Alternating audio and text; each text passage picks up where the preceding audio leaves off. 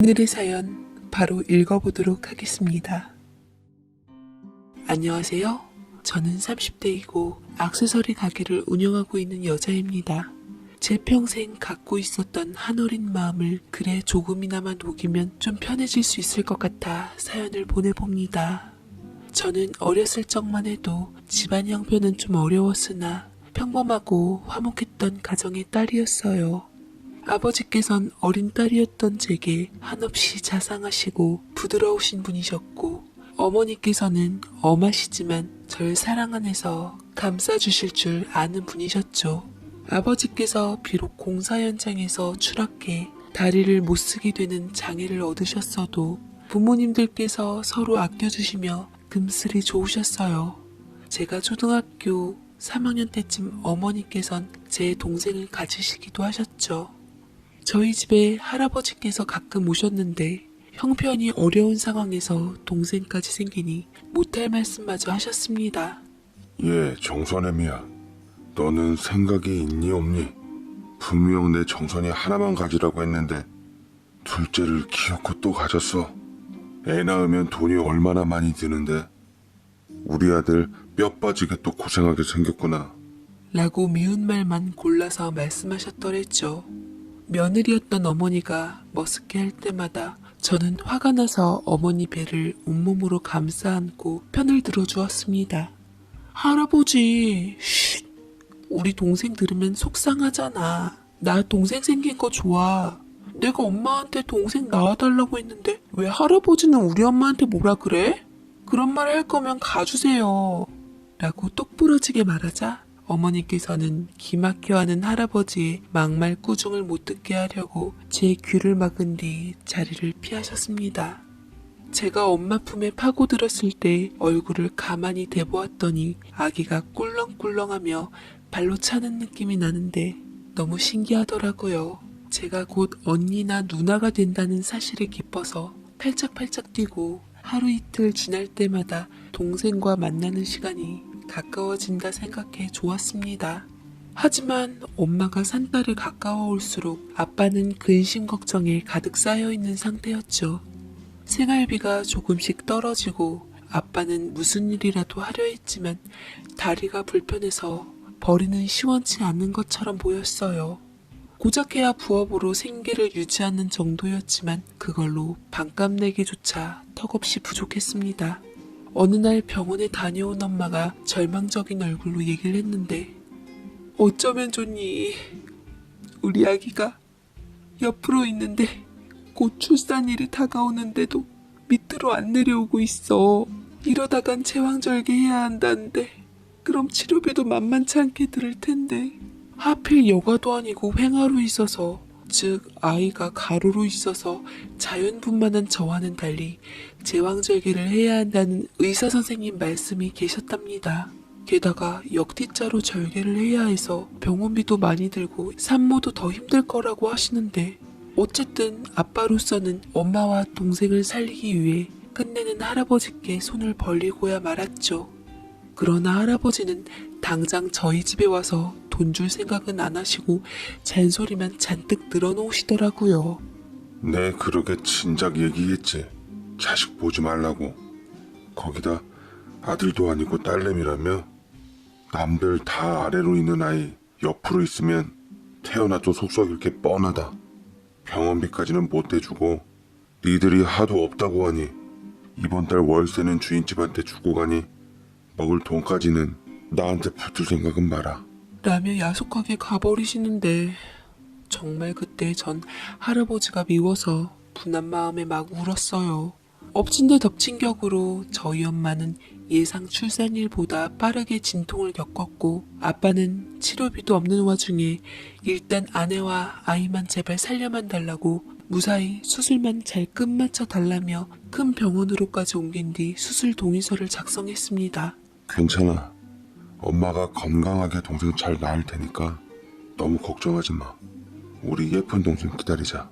생각보다 오래 걸리는 수술에 초조한 마음으로 아빠는 마치 본인에게 하는 듯한 말을 제게 해주었습니다. 얼마 안 있다 아이의 울음소리가 들렸고 저와 아빠는 드디어 아기가 태어났다는 소식에 기뻐 서로 안아주었어요. 특히나 아빠가 그동안 마음이 많이 쓰였던지 엉겁결에 눈물까지 터뜨리더라고요.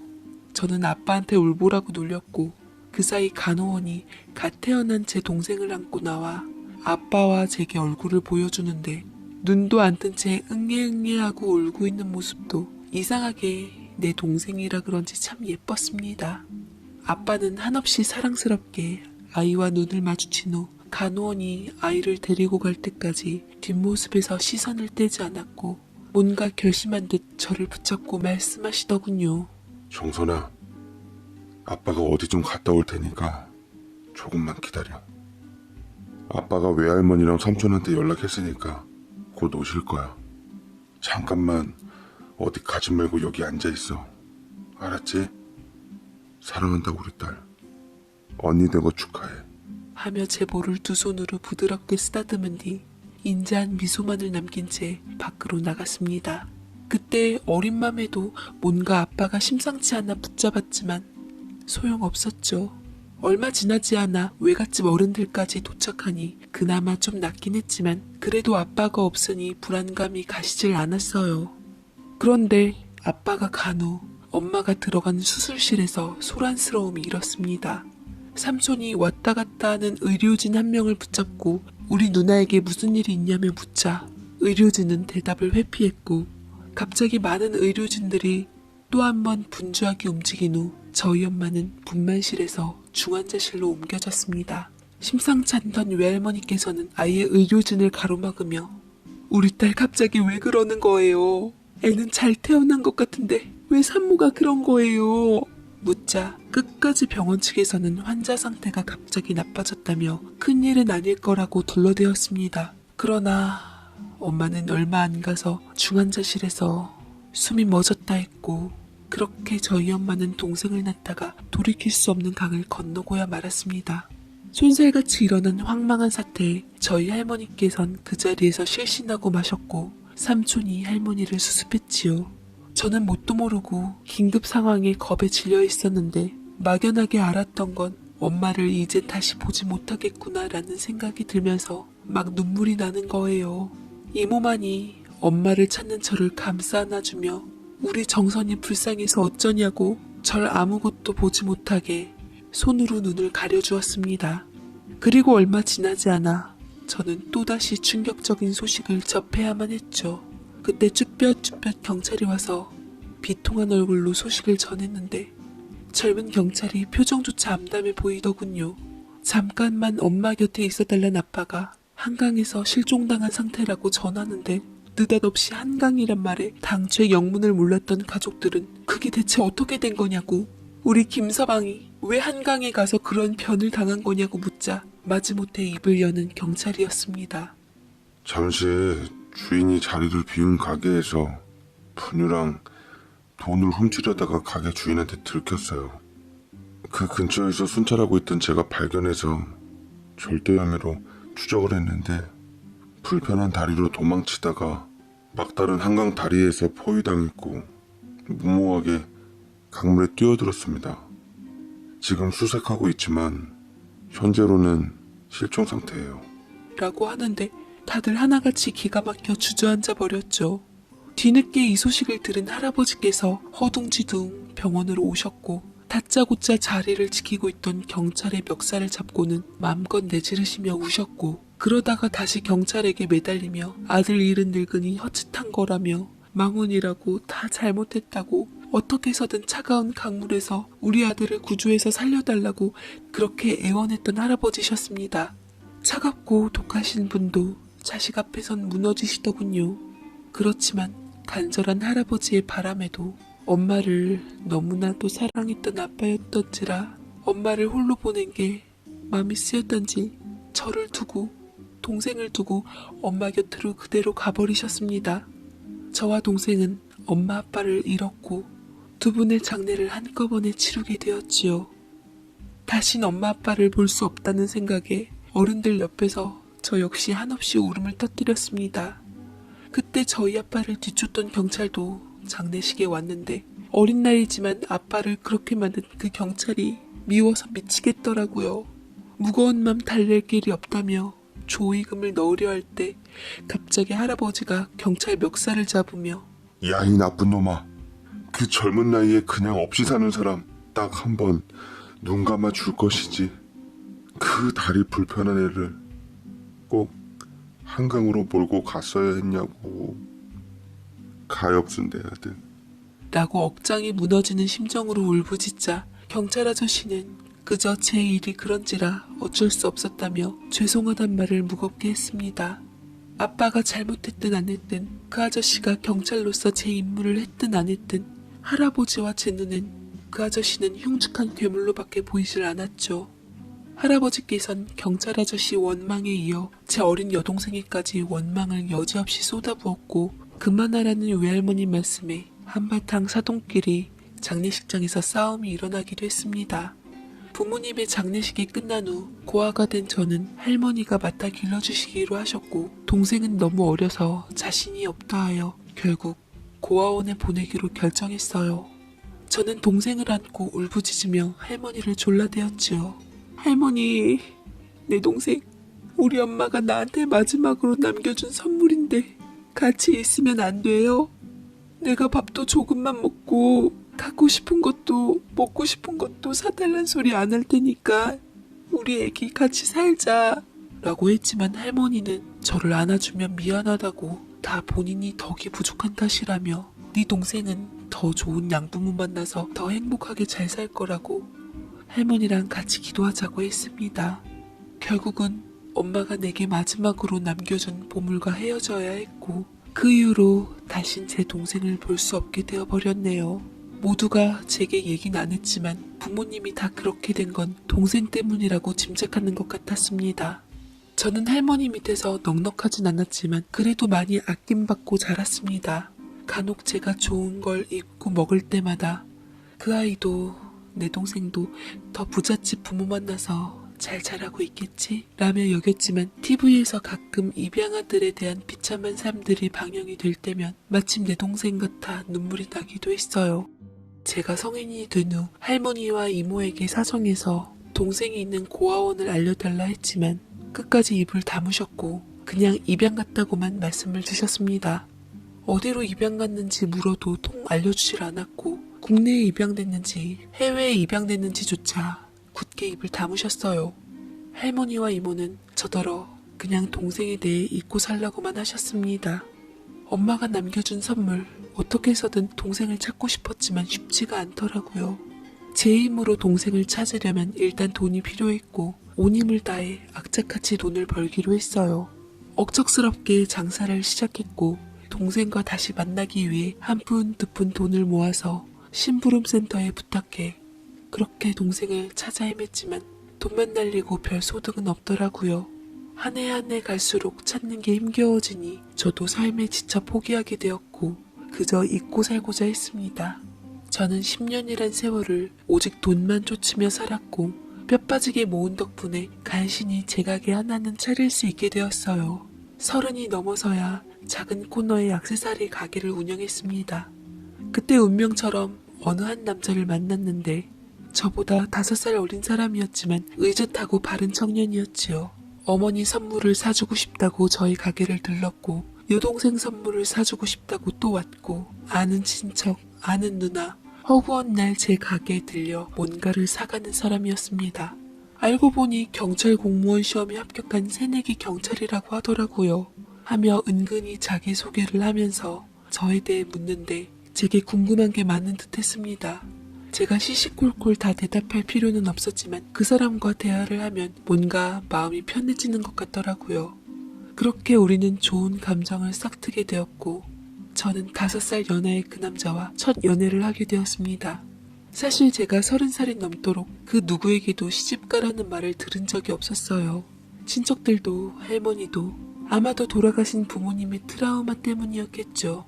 제가 만약 경찰과 결혼한다 하면 다 뜯어말릴 것이 뻔했습니다. 그렇지만 저 역시 저만의 가족이라는 존재가 사무치게 그리워서 직업이 어떻든 날 아껴주는 그 남자와 행복하고 싶었습니다. 저는 그 남자와 하루 날 잡아 술자리를 갖게 되었고 취중 진담을 앞세워 제가 여태 살았던 환경과 삶들 뭐 하나 허투름 없이 모두 다 쏟아내었죠. 다행히 성품 좋은 남자친구는 절 가엽게 여기며 보듬어 주더라고요. 그 역시 제 마음을 알았던지 제 손을 꼭 잡아주고는 결혼하자 우리.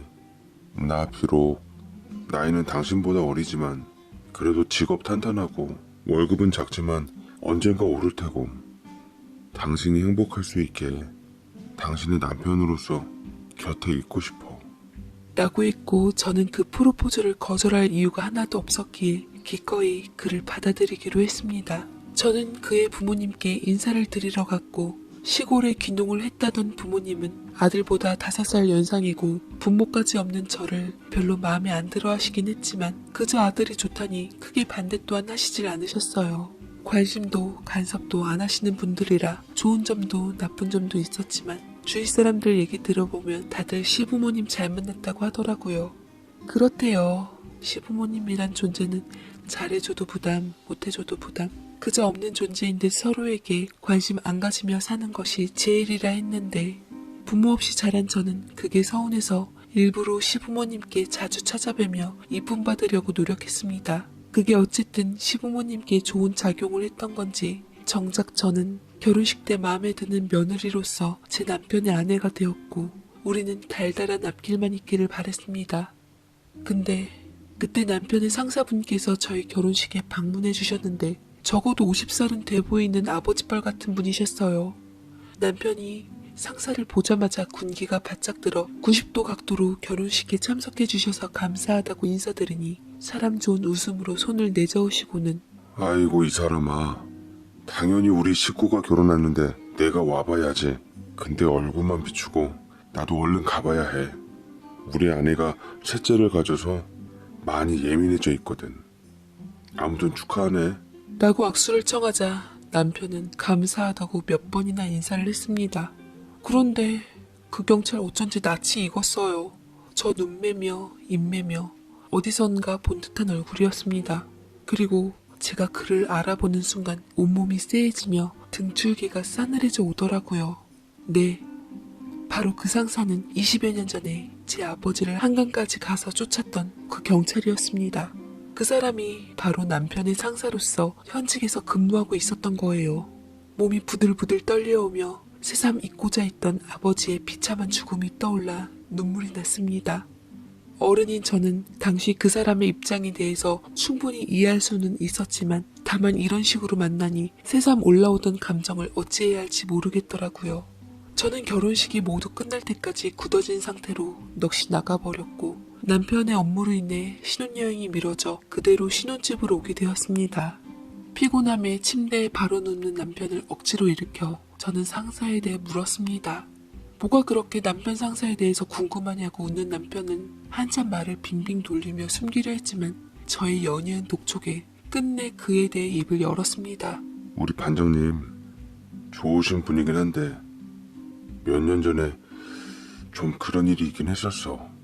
원래 부인이 있으셨는데 이혼하시고 거의 30년 나이 차 나는 어린 지금 사모님이랑 결혼하신 거야. 지금 셋째 가지셔서 잘 살고 있긴 한데 잠잠해지기 전까진 말들이 좀 많긴 했지. 현재 어린 사모님이 사실은 반장님 부부가 지속적으로 돌봐주고 후원해줬던 고아원의 아이였다고 하더라고. 원래 사모님 입장에선 완전히 뒤통수 맞은 거지. 뭐라고? 저는 너무 놀라 아찔해져 오더라고요. 저는 얘기를 더 듣기 위해서 어린 사모님에 대해서 더 캐물었고 제가 그토록 알고 싶었던 얘기는 더 쏟아져 나왔습니다. 반장님이 햇병아리 시절에 어느 한 절도범을 뒤쫓았는데 절도범이 막다른 길에 몰리자 한강에 몸을 던졌다고 하더라고. 그렇게 절도범은 목숨을 잃었고 그 부인도 아기 낳다가 잘못돼서 그 아기가 고아원에 맡겨졌다고 하는데 계속 안쓰러운 마음에 돌봐주다가 지금 상태가 된 것 같아. 뭐 남이 보면 불륜이지만 본인들은 그만큼 절절한 로맨스가 어딨겠어. 안 그래?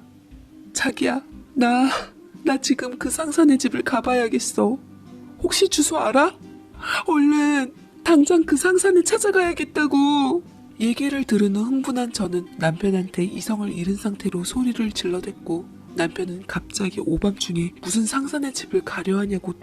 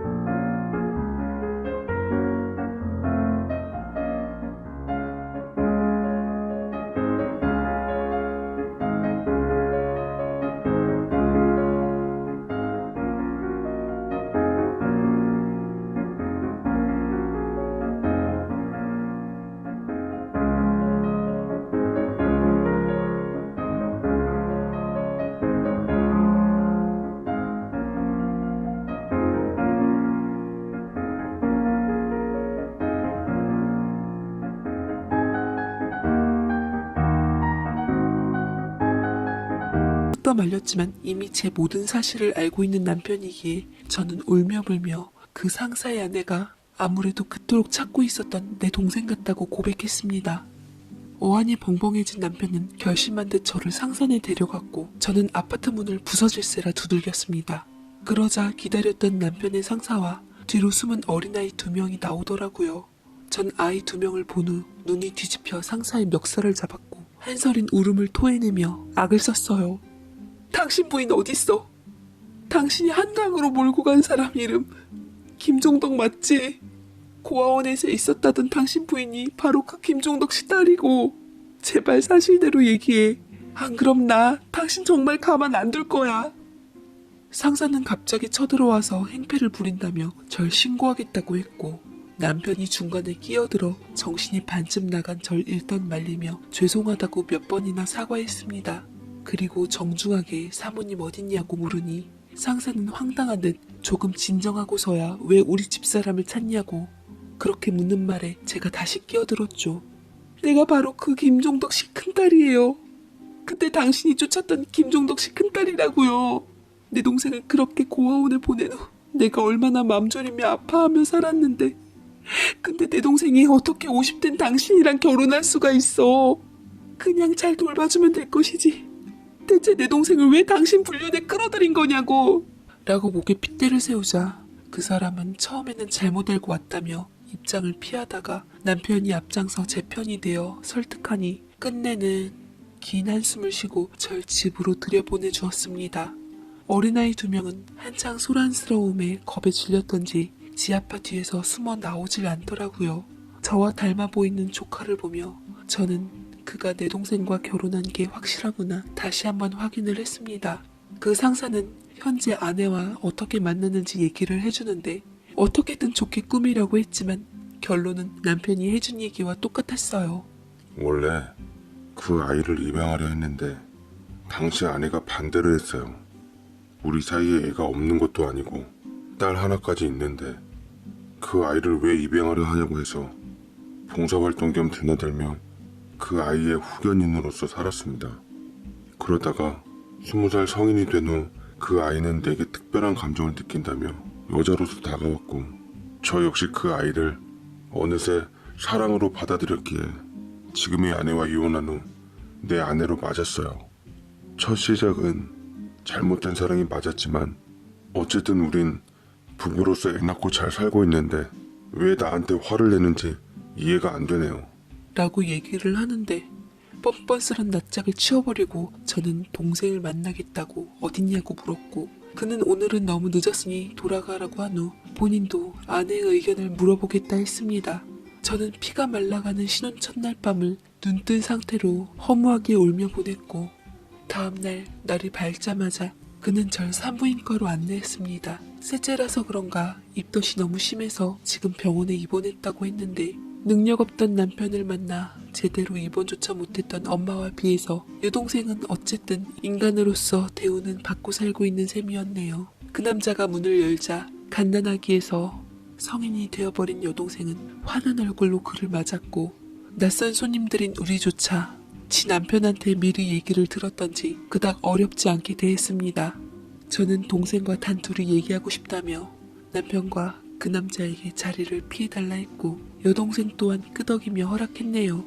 문이 닫히고 동생인 그녀와 단둘이 있는 자리에서 저는 눈물을 삼킨 후 가까이 다가가 그 아이를 안았습니다. 어린 날에 엄마가 남겨준 내 선물인 내 동생.